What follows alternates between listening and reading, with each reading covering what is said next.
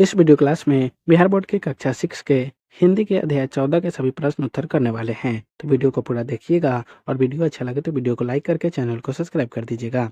और इस क्लास का पीडीएफ टेलीग्राम पर मिल जाएगा, जिसका लिंक डिस्क्रिप्शन बॉक्स में है। तो चलिए वीडियो को शुरू करते हैं।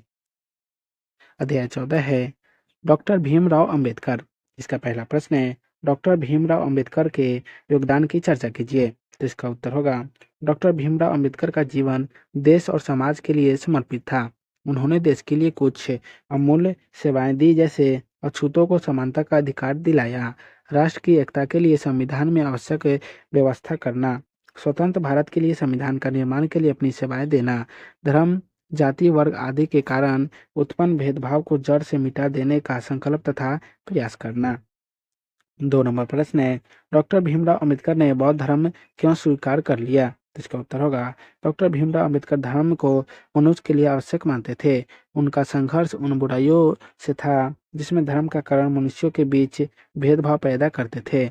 उनके अनुसार बौद्ध धर्म समानता के सिद्धांत पर आधारित है, इसलिए उस समानता का सम्मान करते हुए डॉक्टर भीमराव अंबेडकर ने बौद्ध धर्म स्वीकार कर लिया।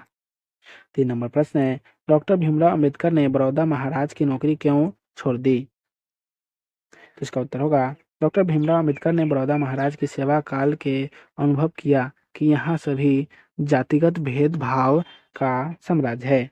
कट्टरपंथी समुदाय के लोग उनके प्रति सहिष्णुता और समानता का भाव नहीं रखते। इस व्यवहार से क्षुब्ध होकर भीमराव ने बड़ौदा महाराज की नौकरी छोड़ दी।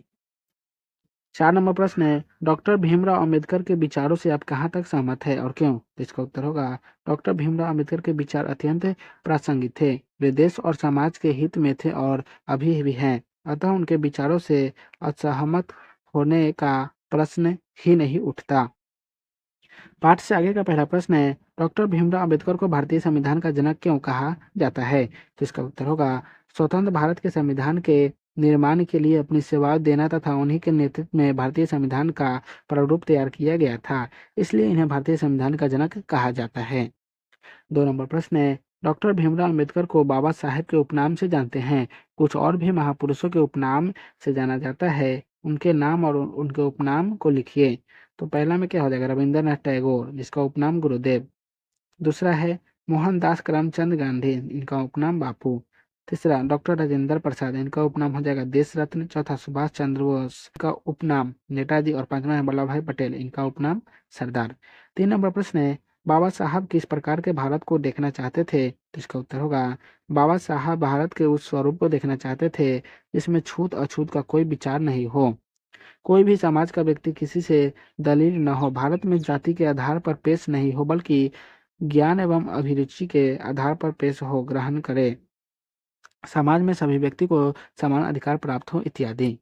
तो आज के इस वीडियो क्लास को यहीं समाप्त करते हैं, फिर मिलेंगे नेक्स्ट वीडियो में। तो आप सभी को वीडियो देखने के लिए बहुत बहुत धन्यवाद।